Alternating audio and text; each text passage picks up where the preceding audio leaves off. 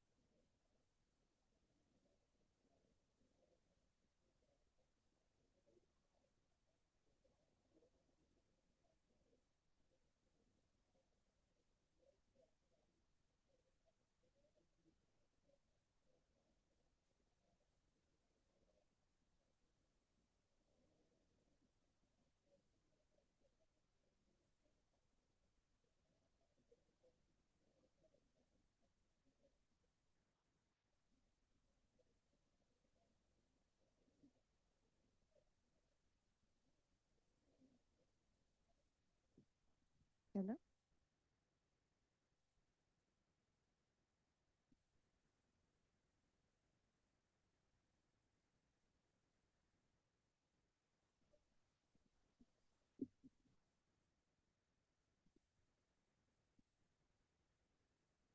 Good morning. Am I audible? No. Am I audible?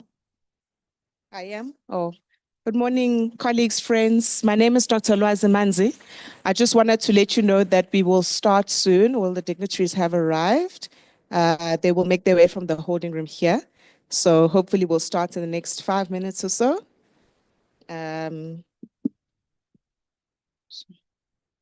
We'll start in the next 5 minutes or so. Thank you.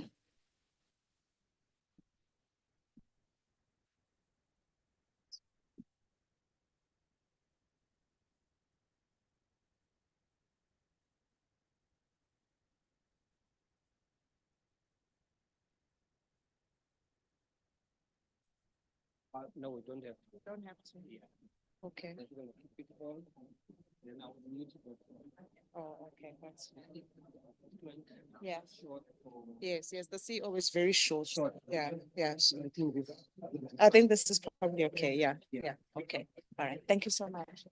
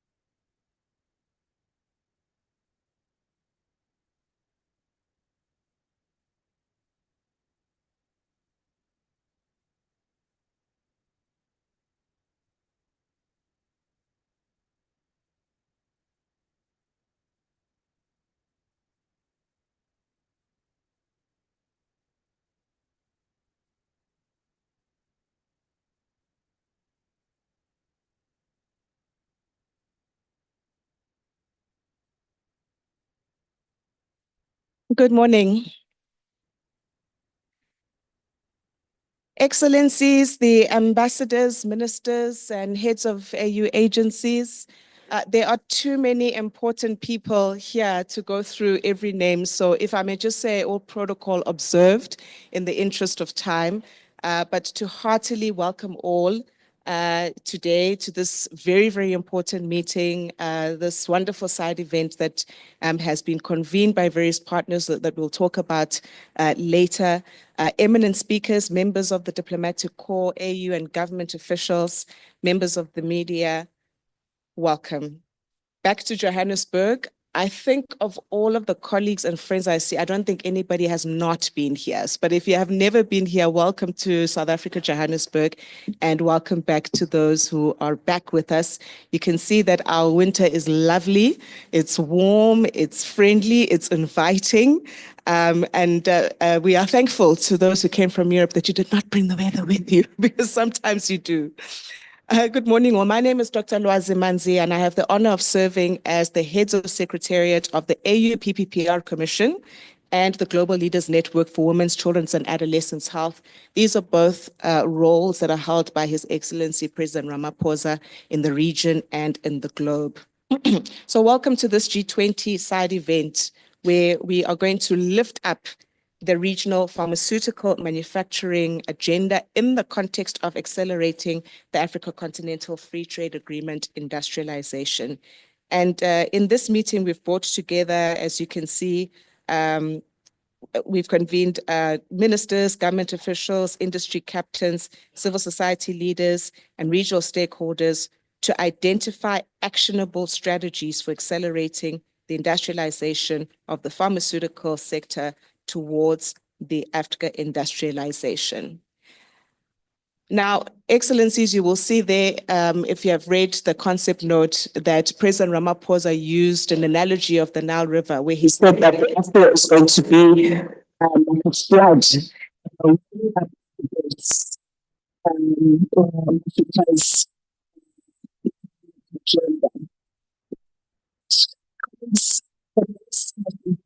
and the tide is rising, but we do still need to steer these boats to deliver 60% of Africa's needs by 2040.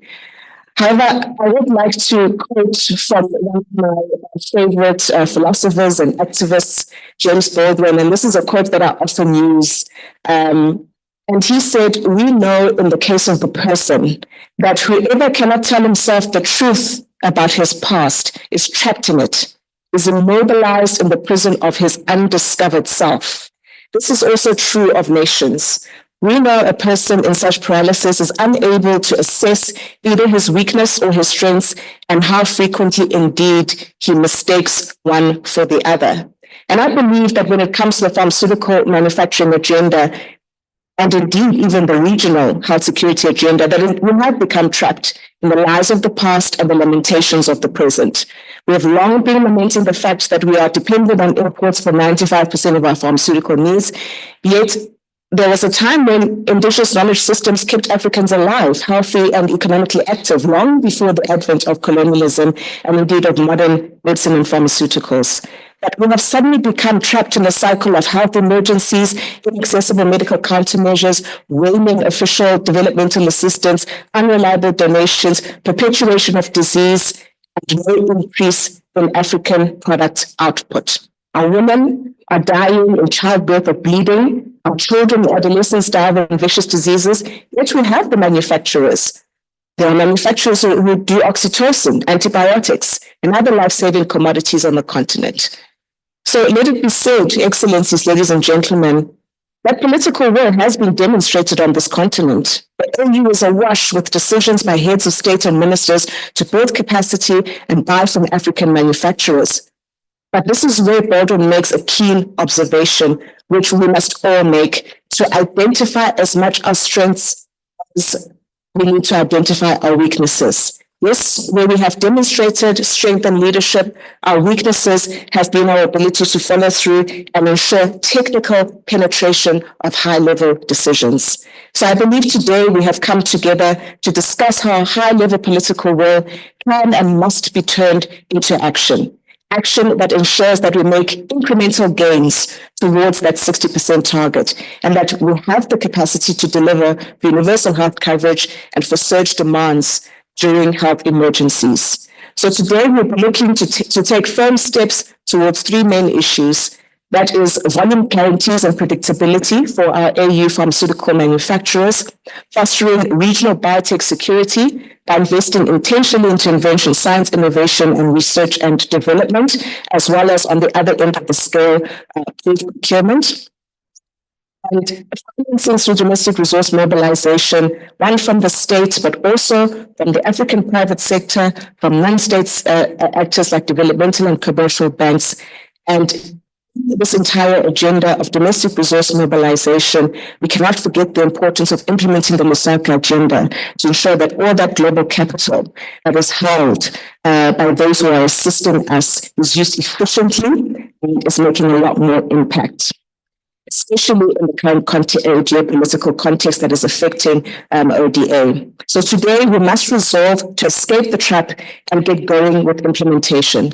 From this G20 side event, we must showcase our resolve to the G20 community and to the world, and that is our resolve to protect the continent's biotech sovereignty and attain resilience against health emergencies. And I just want to just quickly recap as well on the G20 declaration and what it will incorporate. And that is firstly, the urgent implementation of existing policies and plans to accelerate an independent and self-reliant pharmaceutical vaccine and countermeasures capacity and capability for the continent, to aligning and leveraging the mandates of the Africa CDC to achieve broad procurement on the continent, and to also table proposals and solutions to bridge the cutbacks in donor aid and the impact on Africa health systems. And so it is really for me a pleasure and honor to be able to direct this program, and I very, very much look forward to our deliberations. But to set us on the path, I'd like to invite the Director General of the Department of International Relations and Cooperative Affairs and the G20 Presidency Sherpa to deliver a message on behalf of His Excellency President Cyril Ramaphosa, who is the chair of G20 and the AU champion on pandemic prevention, preparedness, and response. Mr. Zain Dango, you're welcome on stage.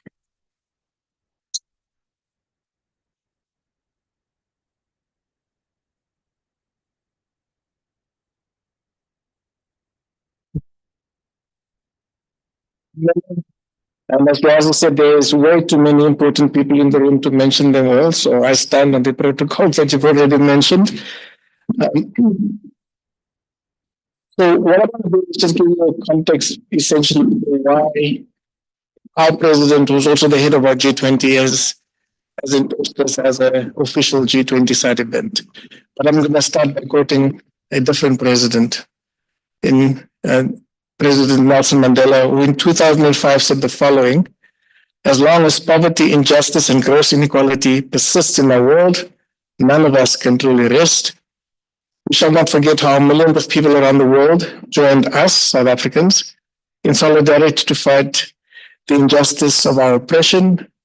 He went on to say those efforts paid off, and we are able to stand here and join the millions around the world in support of freedom against poverty. That quote begins to talk about one of the themes of our presidency, which is solidarity and the importance of solidarity.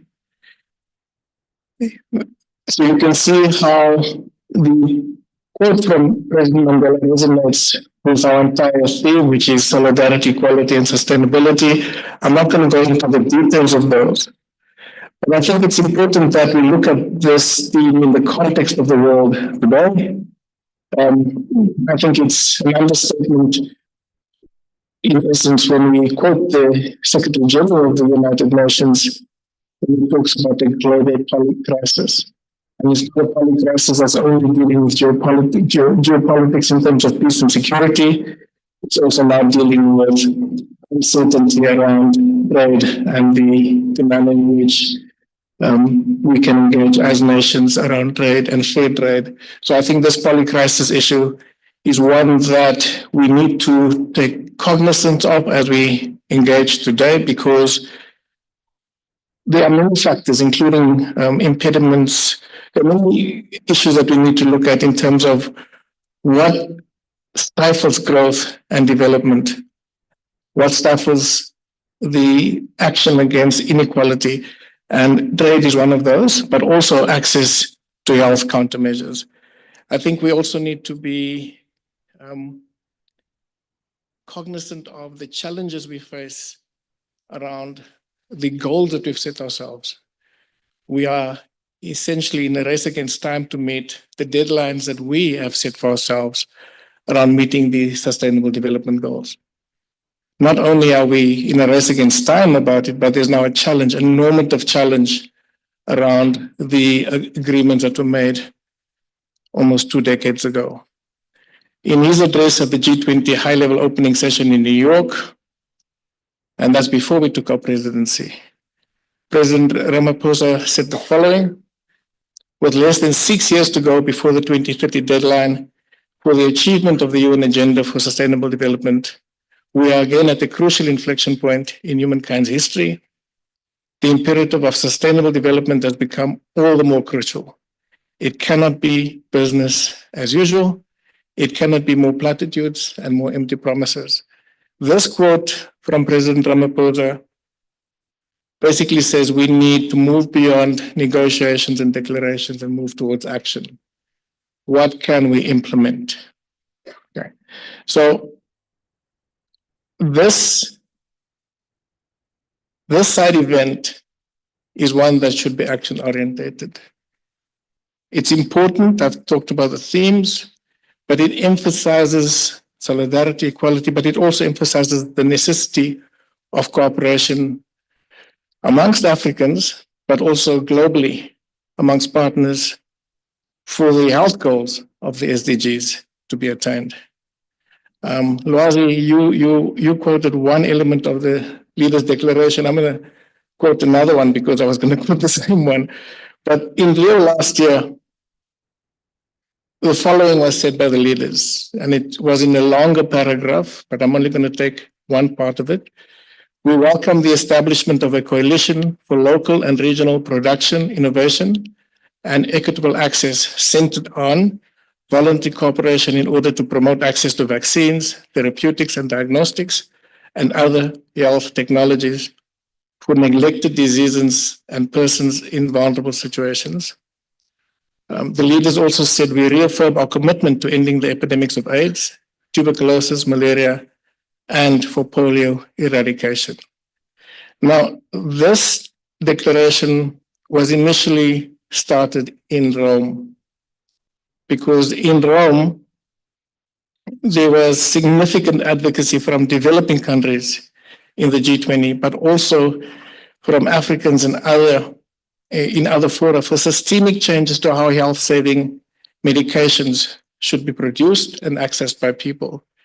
The term security of supply in the context of the COVID-19 pandemic, where vaccine nationalism illustrated that in times of crisis, even when countries do have the funds to purchase medicines and other countermeasures, access cannot be guaranteed when countries are concerned either with a crisis of their own or concerned with an us-first approach. So it's in this context that in his role as the AU Pandemic Preparedness Response Champion, President Ramaphosa then called for Africa's healthcare self-reliance. This included the need to optimize localized manufacturing of pharmaceuticals and other medical countermeasures. And we've seen some of that in terms of the WHO vaccine production hubs that enjoys the support of many in this room. In the current context, though, security of supply for pharmaceuticals, including vaccines and HIV medication, is now also of critical importance. And this again resonates to what was agreed to by the leaders in Rio. So this meeting is therefore well placed to discuss this and make recommendations for the leaders of the G20 to consider again. It's for this reason that the presidency of the G20 supported this meeting as an official G20 side event. It is aligned with the objectives of the G20 Health Working Group, and I think the panels will discuss this a bit more. And we welcome the collaboration that is multifaceted between government, pharma, the African Prosperity Fund, the Africa CDC, and the AFCFTA. The G20 presidency led by President Ramaphosa therefore looks forward to receiving a report emanating from this event. And the event is well termed. I mean, mapping the value optimization of the African pharmaceutical sector and healthcare security agenda. In sum, we need to look at how we become self-reliant, how to ensure security of supply. So in that context, and to conclude, we thank the United Nations University for Peace and Professor Luongo for all the efforts in delivering a report which will outline our current status and the challenges that we need to overcome, with a view to supporting long-lasting solutions for the continent. But we also look forward to hearing from our esteemed panelists, which includes ministers, on what should be done, what can be actioned. So Lwazi, that's the message from the G20 presidency led by President Ramaphosa, and we wish you all the best for this meeting.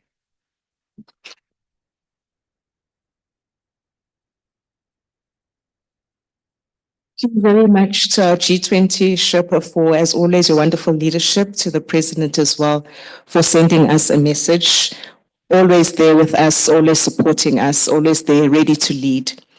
Now, as you will see, if you want to know who's the boss of the meeting, you only have to look at the podium. And you will see here that this is a DPSA podium.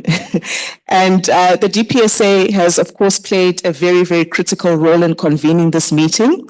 And we thank you very much. This is a DPSA podium, the work that has gone into this. The DPSA has, of course, played a very, very critical role in convening as well as being the Africa. And we thank you very much. This is a DPSA podium, the work that has gone into this. The DPSA has, of course, played a very, very critical role in convening as well as being the Africa. And we thank you very much. This is a DPSA podium, the work that has gone into this. The DPSA has, of course, played a very, very critical role in convening as well as being the Africa. Thank you very much. This is a DPSA podium, the work that has gone into this. The DPSA has, of course, played a very, very critical role in convening as well as being the Africa. Thank you very much. This is a DPSA podium, the work that has gone into this. The DPSA has, of course, played a very, very critical role in convening as well as being the Africa. Thank you very much. This is a DPSA podium, the work that has gone into this. The DPSA has, of course, played a very, very critical role in convening as well as being the Africa. Thank you very much. This is a DPSA podium, the work that has gone into this. The DPSA has, of course, played a very, very critical role in convening as well as being the Africa. Thank you very much. This is a DPSA podium, the work that has gone into this. The DPSA has, of course, played a very, very critical role in convening as well as being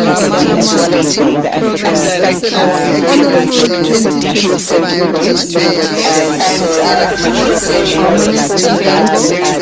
This is a DPSA podium, the work that has gone into this. The DPSA has, of course, played a very, very critical role in convening as well as being the Africa. Thank you very much. This is a DPSA podium, the work that has gone into this. Good morning. The DPSA has, of course, played a very, very critical role in convening as well as being the Africa. Thank you very much. This is a DPSA podium, the work that has gone into this. Good morning. The DPSA has, of course, played a very, very critical role in convening as well as being the Africa. Thank you very much. This is a DPSA podium, the work that has gone into this. Good morning. The DPSA has, of course, played a very, very critical role in convening as well as being the Africa. Thank you very much. This is a DPSA podium, the work that has gone into this.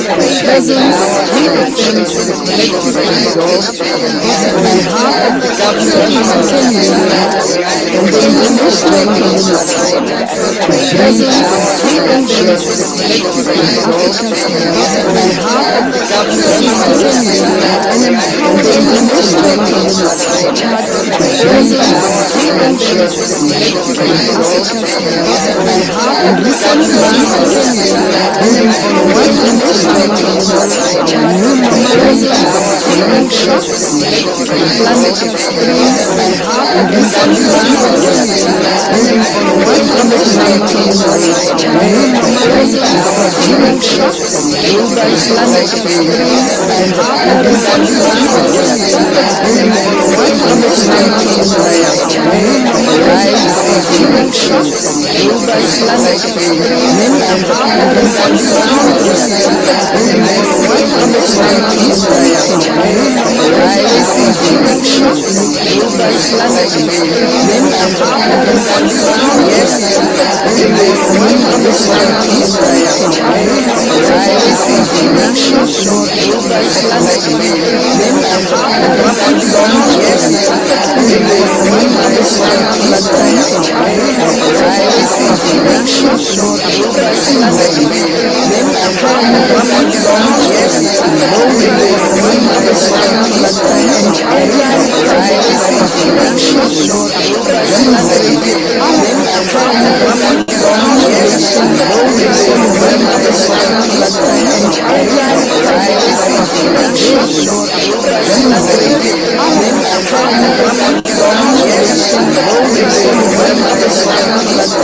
where the rise of inflation from global climate extremes lowering platform, where the rise of inflation from global climate extremes lowering platform, where the rise of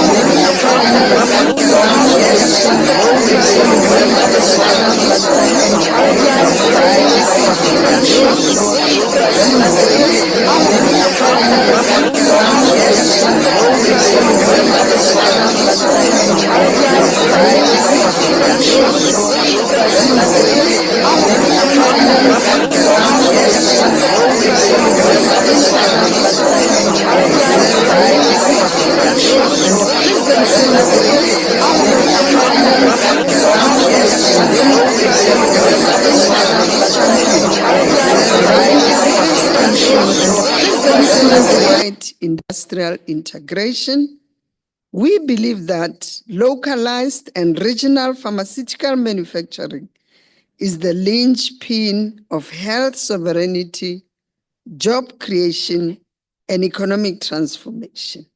Yet, achieving this vision demands three foundational pillars: collaboration, innovation, and shared purpose. And it comes at a time when donor aid to African healthcare programs is either completely removed or contracting sharply. These cuts carry consequences that extend far beyond our borders. Infectious diseases, whether resurgent malaria, drug-resistant tuberculosis, or emergent zoonosis, these diseases do not respect boundaries and threaten global health security.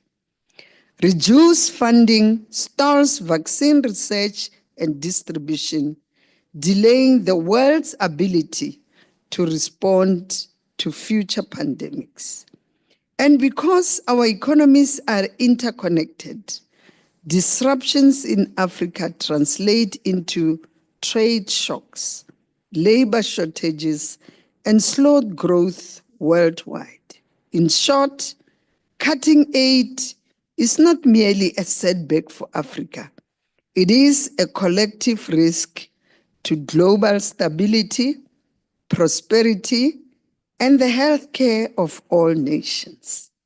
To address these intertwined challenges, we must focus our efforts on three strategic interlocking objectives. Firstly, accelerate local manufacturing.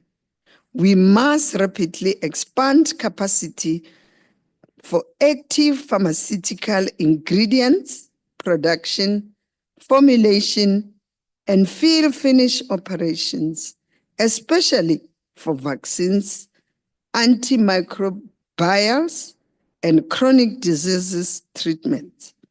Public-private partnership underpinned by tax incentives, streamlined regulations, and guaranteed offtake through pooled procurement can de-risk these ventures and attract both domestic and diaspora capital.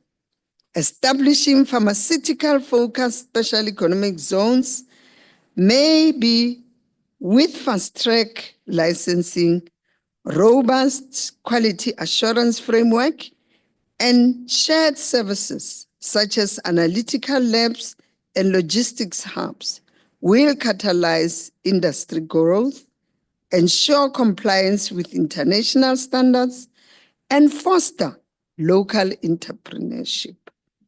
The second one will be institutionalized pooled procurement, aggregating demand across our 54 nations is the most effective way to secure better pricing, predictable supply, and stronger bargaining power.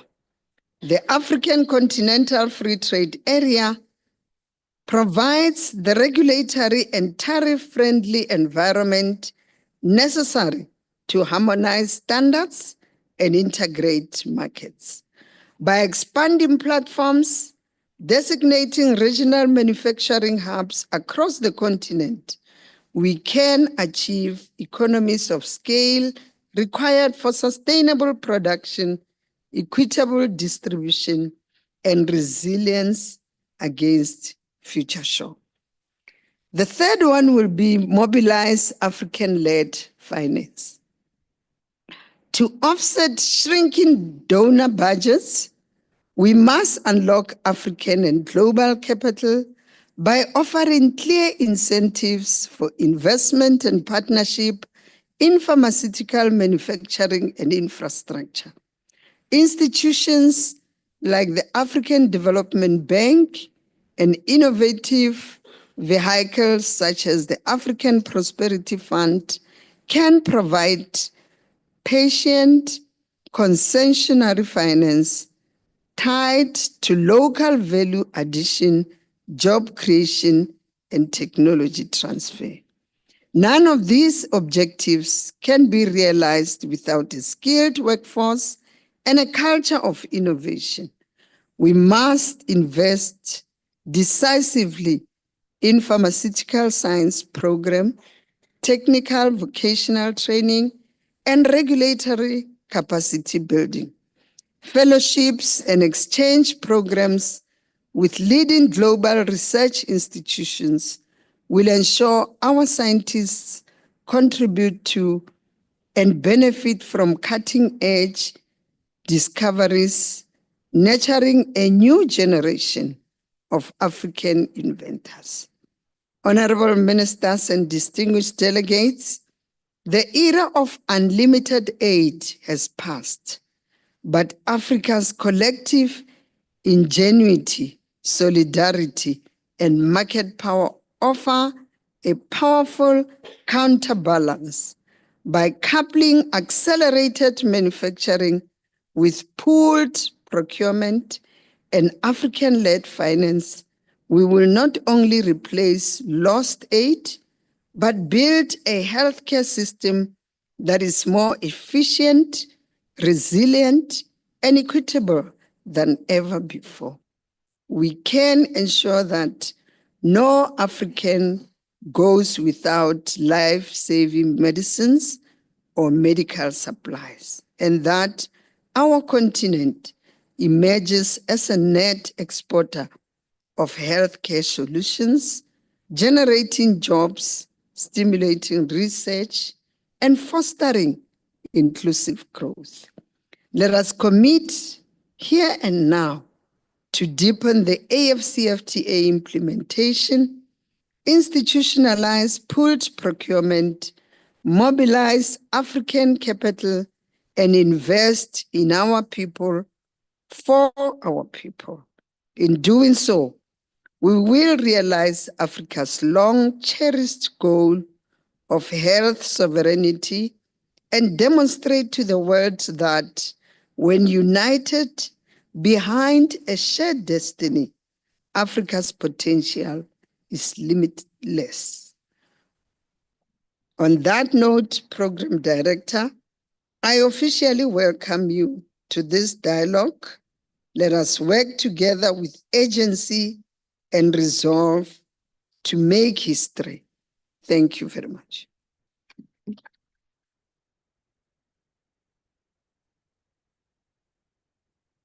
Thank you very much, Deputy Minister, for that hearty welcome and for starting to take us into some of the more practical aspects of our discussion today. And we would just like to pass on our sincere condolences to Minister Buthelezi. He really was very committed to be here, but unfortunately, sadly, he is on bereavement today, bereavement leave, and so please spare him a thought.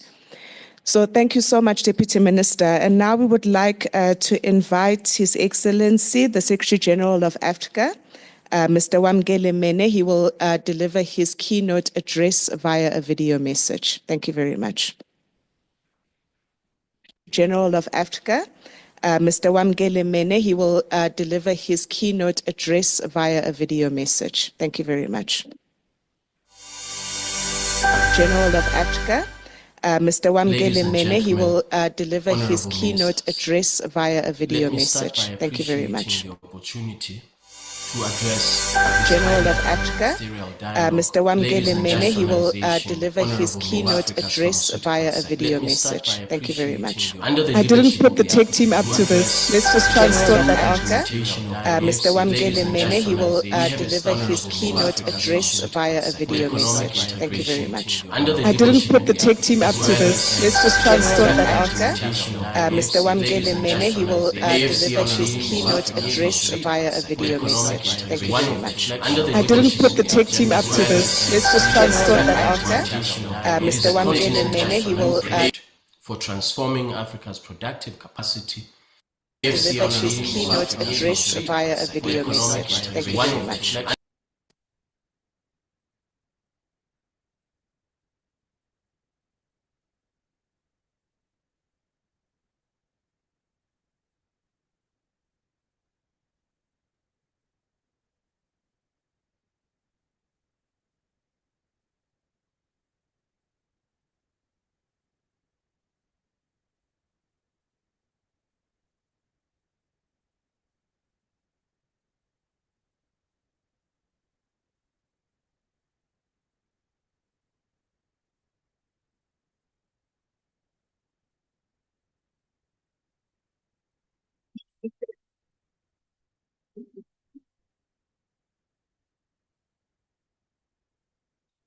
Fostering value addition. Ladies and gentlemen, honorable ministers, let me start by appreciating the opportunity to address this high-level ministerial dialogue on industrialization value addition of Africa's pharmaceutical sector. Ladies and gentlemen, under the leadership of the African Union, let me start by through implementation of the AfCFTA to address this high-level ministerial dialogue for economic fostering value addition on our continent as well, ladies and gentlemen, rapid under the leadership of the African Union, let the AfCFTA implementation of the AfCFTA to address this high-level ministerial dialogue for economic fostering value addition on our continent as well, ladies and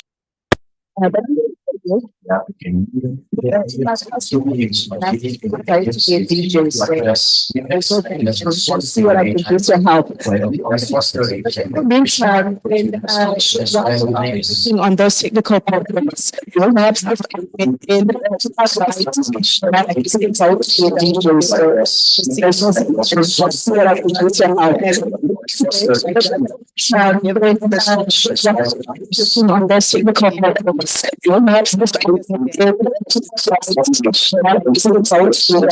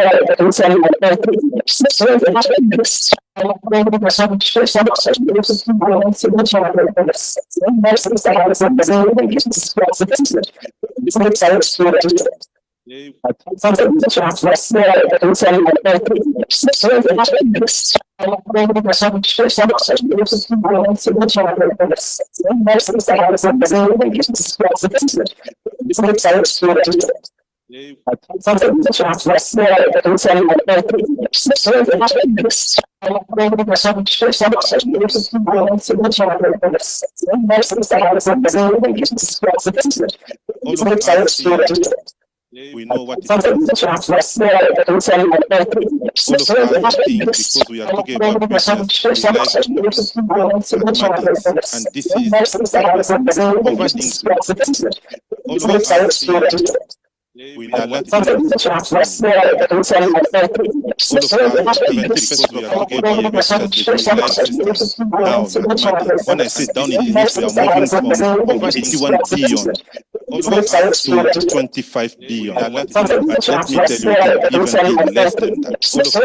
Because every single day is getting an announcement of down matters. When I sit down in the list, we are moving from over 81 billion domestic to even in countries providing services, just to tell you, it can even be less than that.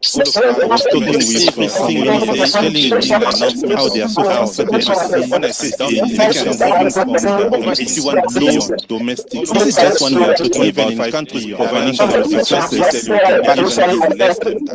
I was talking with financial resources, telling me how they are so far. When I sit down in the list, we are moving from over 81 billion domestic. This is just one we are talking even in countries providing services. Just to say, if we summarize, we are importing with financial resources, how they are so far. We cannot perform every single day.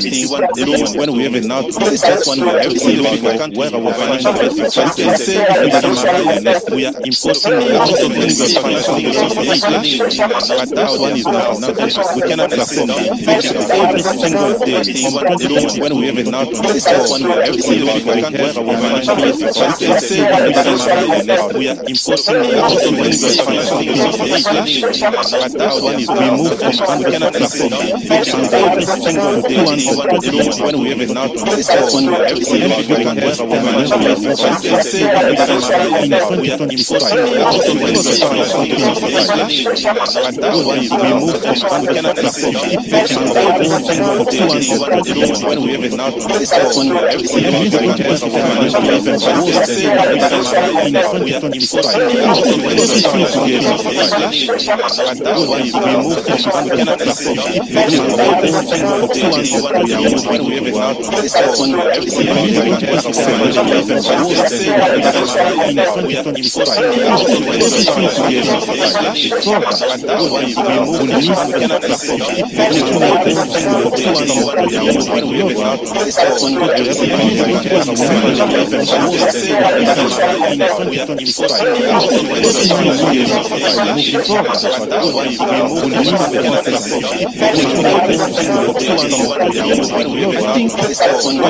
just one way every single where our financial resources. Just to say, we are importing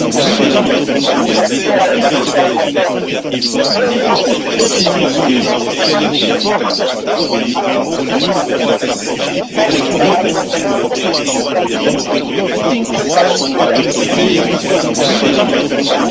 When we have an outbreak, this is just one way every single where our financial resources. When Don't Dream Again.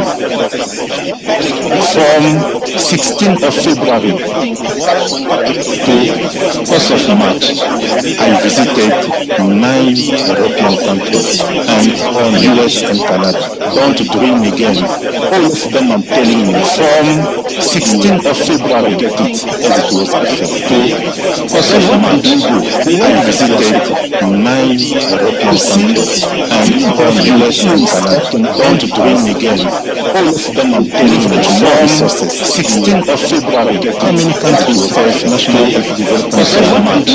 I visited 9 countries European countries and US and Canada. Don't Dream Again. All of them, I'm telling you, from 16th of February, how many countries have national health development plan? I visited without 9 countries you cannot leverage and US and Canada. Don't Dream Again. You cannot leverage all of them, I'm telling you, from 16th of February, elections to national health development plan. Without 9 countries national leverage and US and Canada. You cannot leverage all of them, I'm telling you, from 16th of February, elections to national health development plan. We are far from that. 9 countries national leverage and US and Canada. You cannot leverage all of them, I'm telling you, from Ministerial elections to national health development plan. We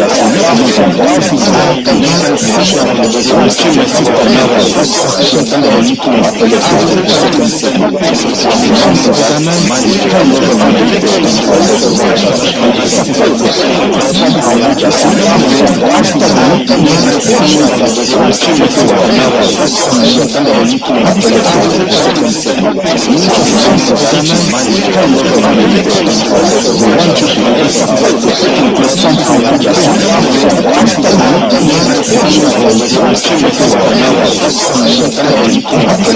from that. 9 countries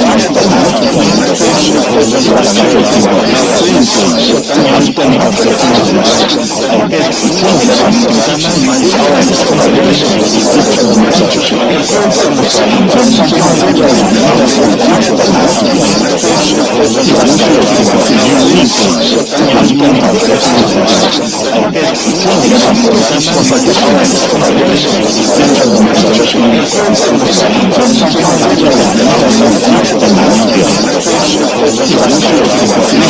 sufficient funds. You cannot leverage all of them, I'm telling you, from that.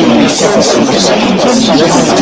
elections to national health support. I am just losing thousands of countries national leverage and sufficient funds. You cannot leverage all of them. After this consideration, we want you to encourage some of our members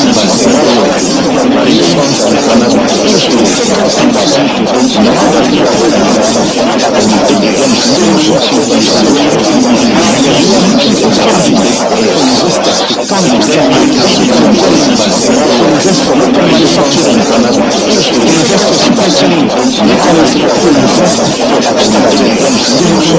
say the same after the administration of the local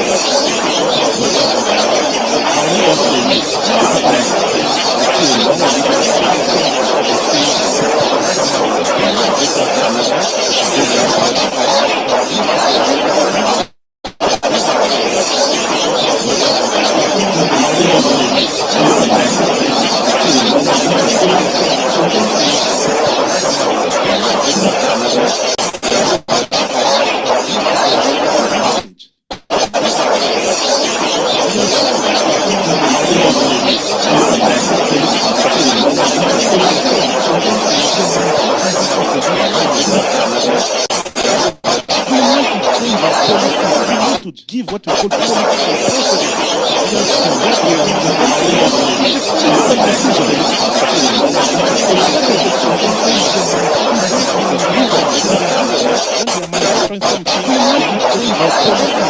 to give what we call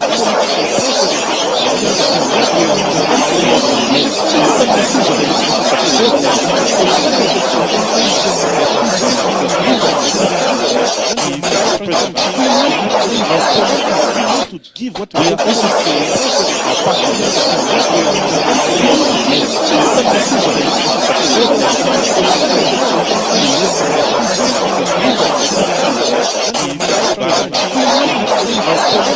To give what we are also saying our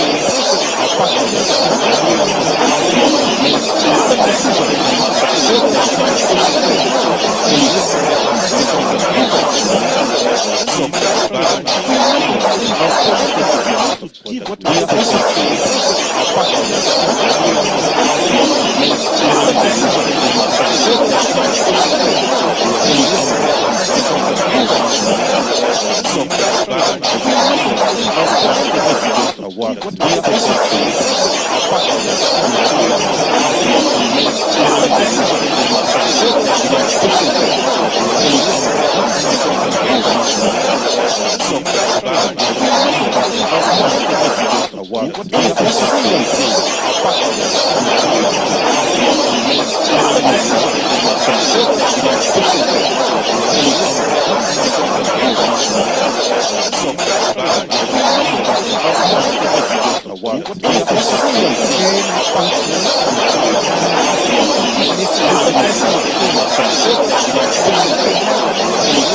We have the policies.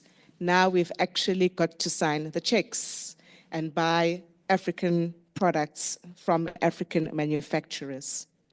So what we'd like to do now is, I hope Professor Orama is on the line. Can I just get an indication from tech team at the back? He is? Oh, okay, thank you very much. So let us move now on to issues of financing, such a critical issue at this time.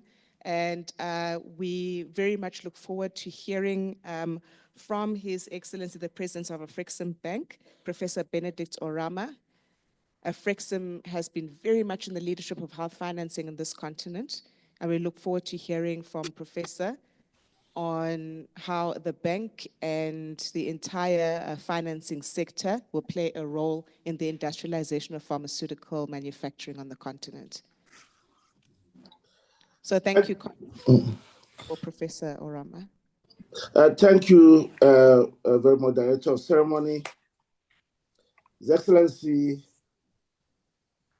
Cyril Ramaphosa, President of the Republic of South Africa, Honorable Ministers, Excellency Jean Kasaya, Director General of Africa CDC, Her Excellency Ms. Nados Bekele Thomas, CEO of AUDE NEPAD, Your Excellencies, African Union Commissioners, Ambassadors, Heads of international and the continental organizations, distinguished ladies and gentlemen.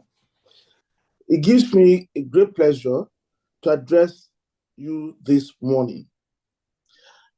I would like to thank the African Union, the AFCFTA Secretariat, Africa CDC, African Prosperity Fund, and Pharmaceuticals Made in Africa for inviting me to deliver this keynote address through a virtual platform necessitated by my conflicting schedules. I thank His Excellency President Cyril Ramaphosa, the African Union champion on pandemic prevention, preparedness, and response for prioritizing health security and pandemic preparedness under South Africa's G20 presidency. It is not surprising, given that President Ramaphosa took on the chairmanship of the African Union in February 2020, just as the Black Swan global health crisis, a COVID-19 pandemic, set in upon us with the ferocity of a hurricane-force wind. He was saddled with the arduous task of visioning and executing Africa's response. As one of his foot soldiers in the delivery of that Herculean task, I can confirm, as I believe that many of you in this meeting would, that he came out in flying colors. Evidently, the continent suffering the least number of infections and casualties as a result. But in that process, President Ramaphosa, just like all of us who worked with him, discovered that health security cannot be realized in the absence of health sovereignty. We all found that in times of global health emergency, the animal instinct would trump all considerations, and survival of the fittest would reign. Everyone for himself and God for us all will become the order.